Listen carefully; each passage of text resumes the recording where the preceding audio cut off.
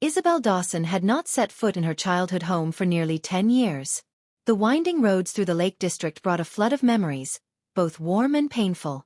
At 35, she was no longer the young woman who had fled this place after the family dispute that tore them apart. Now, she returned with her son, Noah, a curious and lively 8-year-old. The old house stood silent and weathered, surrounded by ancient oaks and whispering winds. It was set to be sold in just a few weeks, and Isabel had come to sort through the memories before it vanished forever. As they stepped inside, dust danced in the pale sunlight filtering through the windows. The creak of the wooden floor was like a voice from the past, calling her back to moments long forgotten. Noah ran ahead, his small footsteps echoing through empty halls. In the attic, Isabel found a battered box full of letters and photographs. One letter, sealed with faded wax, caught her eye. She hesitated before opening it, sensing that whatever it contained might change everything she thought she knew about her family. Just then, a sudden knock on the front door made her jump. Isabel was not expecting visitors. Who could it be at this forgotten house after so many years? Isabel's heart raced as she moved cautiously towards the door. She wasn't prepared to face anyone, especially after all these years of silence. Noah clung to her side, his small hand gripping hers tightly. Opening the door, she found an elderly man standing there, his eyes weary but kind. His gray hair was thin and his clothes worn, but there was a quiet dignity about him. He introduced himself as Arthur Mills, an old friend of the family. "I heard you were back," Arthur said softly, "and I thought it was time you knew the truth." Isabel felt a chill run down her spine. Truth. The word hung heavily in the air between them. Arthur stepped inside without waiting for an invitation. He carried a leather-bound journal, its cover cracked with age. "Your mother kept this," he explained. "She wanted you to have it when the time was right." Isabel glanced at the box in her hand, then back at Arthur. Her mother had passed away 5 years earlier, but there had never been any mention of a journal. Why now? And why was this stranger the one delivering it? Curiosity wrestled with caution as Isabel took the journal from Arthur's hands. The pages were yellowed, filled with neat handwriting that told a story she had never heard. The journal spoke of family secrets, betrayals, and sacrifices made in silence. Names she recognized, places she had visited, but events that were a mystery. Noah sat quietly beside her, sensing the gravity of the moment. Isabel read on, her fingers trembling. Suddenly, a sharp sound from upstairs startled them both. A floorboard creaked loudly, as if someone, or something, was moving in the shadows. Arthur's eyes darkened. "You're not alone in this house," he said grimly. Isabel looked around, the old walls seeming to close in on her. What had she truly returned to? And what secrets were still waiting to be uncovered in the shadows of the past? Isabel closed the door firmly behind Arthur and led Noah back into the main living room. The house felt colder now, the silence heavier as if the walls themselves were holding their breath. Her eyes kept drifting to the leather-bound journal resting on the table, its worn cover promising revelations she was not yet ready to face. Arthur sat down by the fireplace, the flickering flames casting shadows that danced eerily across his weathered face. "Your family history is more complicated than you imagine," he began. "There were decisions made long ago that still echo through time." Isabel glanced at Noah playing quietly on the floor, the boy unaware of the tension thickening the room. She wanted to protect him from this unfolding storm, but she also knew the truth could not be avoided. "Your mother was not just the gentle woman you remembered," Arthur continued. "She carried burdens that she never spoke of, secrets she locked away to protect you all." Isabel felt a knot tighten in her chest. She had always thought her mother's sudden illness and death were unfortunate accidents. Now, it seemed there was more beneath the surface, something hidden deep in the family's past. Arthur opened the journal to a marked page, revealing a faded photograph of a man Isabel did not recognize. "This was your grandfather," he said. "But not the man everyone believed him to be." Isabel leaned closer, studying the face in the photograph. There was a coldness in his eyes that unsettled her. Arthur's voice lowered. He made enemies. Dangerous ones. And his choices tore the family apart. A loud thud upstairs broke their conversation. Isabel's heart jumped. Noah froze, looking toward the ceiling. "We need to find out what's up there," Isabel said, rising slowly. Arthur nodded, his expression grave. Together, they climbed the narrow staircase to the attic. The air grew thick, dust swirling with every step. At the top, they found the door ajar, revealing a room left untouched for years. Inside, boxes were scattered across the floor, and in the corner stood a large trunk covered in a faded cloth. Isabel's fingers trembled as she pulled back the fabric. Inside the trunk lay more letters, old documents, and a small wooden box. Isabel opened the box carefully, revealing a bundle of faded papers tied with a red ribbon. Among them was a letter addressed to her. Her breath caught as she unfolded the fragile paper. The letter began with words she never expected to read from her mother's hand. Words that promised to change everything.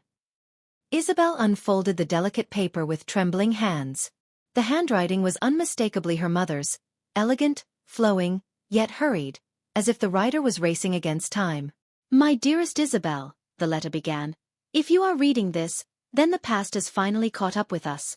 There are things I could not tell you when I was alive, secrets that were meant to protect you but have instead become chains around your heart." Isabel felt a lump in her throat. Her mother's words were heavy with regret and sorrow, but also hope. "I was forced to make a choice that changed the course of our family forever," the letter continued. "There are dangers that lurk in the shadows, people who seek to silence the truth at any cost." Noah looked up at her, sensing her distress, and Isabel forced a small smile. "It's going to be okay," she whispered. The letter revealed the existence of a hidden inheritance, something valuable not in money or jewels, but in knowledge and memory. Her mother had hidden this secret to protect it from those who would misuse it. Isabel's mind raced. What could be so important that it had to be concealed for decades? And who were these enemies her mother warned about? Arthur stepped forward, his voice low. "Your grandfather's enemies are still active. They want what your family holds, and they won't stop." A sudden noise echoed from the back of the house. Isabel's heart pounded. Was someone watching them? Or waiting to strike? The shadows outside seemed to grow longer as the sun dipped behind the hills. Time was running out. Isabel folded the letter carefully and looked at Arthur. "What do we do now?" Arthur's eyes held a fierce determination. "We find the truth before it finds you." The next morning, Isabel stood in the drawing room, staring at the aged oak floor. The letter had hinted at a hiding place within the manor, somewhere close to where her mother had spent her final days. The phrase that lingered in Isabel's mind was, "Beneath your feet lies the truth I couldn't speak." Noah sat cross-legged nearby, watching as she moved furniture aside, exposing sections of the floor untouched for years. The dust clung to her hands, and the air was heavy with the scent of old timber and forgotten time. Arthur entered carrying a crowbar and a small torch. "You're certain it's here?" he asked. Isabel nodded. "It has to be." She wouldn't have written those words without reason. With careful hands, Arthur pried up the first floorboard. It creaked and groaned, reluctant to reveal what it had guarded for decades. Beneath it, only dirt and cobwebs at first, until the edge of something metal caught Isabel's eye. Together, they unearthed a narrow tin box, long and rusted. Isabel brushed off the dirt and opened it. Inside lay a bundle of aged photographs, a leather-bound journal, and a brass key wrapped in linen. She picked up the journal and opened it to the first page. Her mother's handwriting once again leapt off the paper. It wasn't just a diary, it was a detailed account of her family's past, her grandfather's activism, and the secret network he had supported during a time of political unrest in the 1970s. "He wasn't just a historian," Isabel whispered. "He was part of something much bigger." Arthur's expression turned grave. "Your grandfather sheltered those who were hunted for speaking out. He used this manor as a safe house. That's why the government and others wanted to silence him." The photographs showed faces of people, some smiling, others solemn, labeled only with initials. On one, Isabel recognized the woman who had often appeared in her mother's stories, a fiery-eyed friend named Marianne. Arthur lifted the key. "This might open the chapel cellar. It's the only part of the estate that's still locked." As he spoke, a sudden sound outside made Isabel freeze. Footsteps on gravel. She moved to the window and spotted a dark car pulling up the long drive. Two figures stepped out. One wore a long gray coat, the other carried a briefcase. Isabel turned sharply to Arthur. "Did you tell anyone we were here?" Arthur shook his head. "Not a soul." She scooped the journal and key into a satchel, eyes darting to Noah, who now stood still, sensing the tension. The past was no longer buried. It had come to find them. The knock on the front door echoed through the manor like a warning bell. Isabel stood frozen in the hallway, heart thudding, Noah clinging tightly to her hand. Arthur stepped forward, his expression unreadable, and opened the door. Two people stood there, a woman in her 40s with sharp gray eyes and a man in a navy suit who looked like he hadn't smiled in years. "Good morning," the woman said crisply. "My name is Evelyn Sharp. This is Mr. Dalton. We're from the Department of Heritage and Records. May we come in?" Isabel exchanged a glance with Arthur, then nodded stiffly. Of course. They were led into the drawing room, where the lifted floorboards still lay open. Evelyn's eyes narrowed at the sight. "We were informed this property was being investigated due to certain unresolved ownership concerns," she said. "And now we find floorboards removed and private items uncovered. That's quite troubling." Arthur stood his ground. "This is Isabel Harrington's inheritance. She has every right to examine what's hers." Evelyn arched an eyebrow. "That may yet be determined." Mr. Dalton remained silent, setting down his briefcase and pulling out a stack of documents. Isabel's mind whirred. Had someone alerted them? Or had the journal's very existence triggered some long-dormant surveillance? After a strained exchange of words, the visitors agreed to return in the morning with an official order. Until then, Isabel and Arthur had a few precious hours. As soon as the car disappeared down the long gravel drive, Isabel turned to Arthur. "The chapel," she said. They crossed the garden as dusk fell, wind rustling through the trees like a whispering chorus. The chapel, long unused and partly overgrown, stood in silence. Its stained glass windows, though dulled by years of grime, still held color as the light faded. Arthur pushed open the creaky door, and they stepped inside.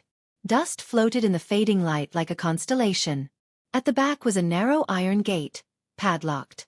Isabel produced the brass key and slid it into the lock.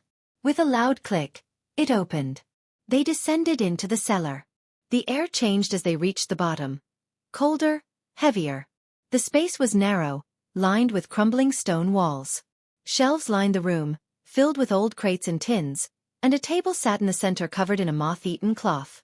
But it was what hung from the wall that stopped Isabel in her tracks. Photographs. Letters. Documents. Pinned to boards and arranged like a timeline, stretching from the 1940s through to the late 1980s. Names of people her mother had spoken of in hushed tones. Newspaper clippings. Declarations of arrest. Handwritten notes from those in hiding. "This," Isabel whispered. "This was a war room." Arthur nodded, stepping closer. "Your grandfather didn't just help. He led the movement in this region. He was one of its architects." Tucked behind one of the boards, Isabel found a reel of film. Arthur brushed off the dust and held it up. "We'll need to find a way to play this," he said. "This could be the final piece. If your grandfather recorded what he knew, who betrayed whom, this could explain everything." Suddenly, a faint thud echoed above them. Then another. Heavy, deliberate footsteps. Arthur snapped off his torch. They stood frozen in the darkness. Someone was in the chapel. For a moment, all was still. Isabel held her breath, her pulse loud in her ears. Arthur slowly raised a finger to his lips, motioning for silence. The footsteps continued above them. Measured, deliberate, circling the chapel floor. Then a creak. Another. The sound of something being dragged. Isabel's mind raced. Had Evelyn returned early? Or had someone else been watching them all along? Arthur motioned toward a narrow alcove behind a row of old wine racks. They moved swiftly but silently, squeezing into the shadows just as a faint shaft of light appeared above. The trapdoor to the cellar had been opened. A figure descended. Tall, broad-shouldered, moving with a confidence that suggested he knew exactly where he was going. A flashlight clicked on, sweeping the cellar. Isabel pressed herself against the cold stone, heart hammering. The beam passed inches from her face. Then the man spoke. "Arthur. I know you're here. Let's not waste time." Arthur exhaled slowly. Isabel turned to him, mouthing, "Who is that?" Arthur's voice, when it came, was tight with control. "Frederick Harrow." The name was unfamiliar, but the tone said everything. Arthur stepped out from the shadows. Frederick turned. He was older, perhaps in his 50s, with silver streaks in his dark hair and a scar beneath one eye. His expression was calm, almost bored. "I figured you'd find the cellar eventually," he said. "You always were good at puzzles." Arthur didn't respond. Isabel stepped beside him. Frederick's eyes narrowed. "And you must be the daughter. Spitting image of your mother." His words struck like a blow. "You knew her?" Isabel asked. "I knew of her," Frederick said with a smirk. "And I know what you're trying to do here. Digging up old ghosts." Arthur stood straighter. "This isn't about ghosts. It's about truth." Frederick chuckled. "Truth is dangerous in the wrong hands. That journal? That film reel? You think revealing what your grandfather did will bring justice? It'll only bring chaos. Why are you here?" Arthur demanded. Frederick stepped forward. "To make sure none of this leaves these walls." With that, he reached into his coat and drew a lighter. Isabel's breath caught. "No," Arthur said sharply. Frederick lit the flame, holding it near a stack of old papers. "You don't understand. There are people still alive who were involved. Powerful people. If this gets out, it doesn't just destroy reputations, it tears families apart. Including yours." "I don't care about reputations," Isabel said. "I care about the truth." Frederick's smile faded. "Then you're a fool." Before he could move, Arthur lunged. The two men collided, crashing against the table. The lighter fell, flames licking at the edge of an old cloth. Isabel grabbed a bucket of water from the corner and hurled it across the fire, dousing it. Smoke curled upward, acrid and heavy. Frederick shoved Arthur back and bolted for the stairs. "You've no idea what you're playing with." Then he was gone. The chapel door slammed above them. Isabel knelt, coughing from the smoke. Her hands trembled, but her voice was steady. "We have to get that reel out. Nah. Before someone else comes back." Arthur nodded, wiping soot from his face. "And we'll need proof. Photos. Copies. Because they'll come again." Together, they began documenting everything in the cellar, every paper, every photograph, every name. And somewhere deep in Isabel's chest, a resolve began to burn brighter than any fire Frederick could start.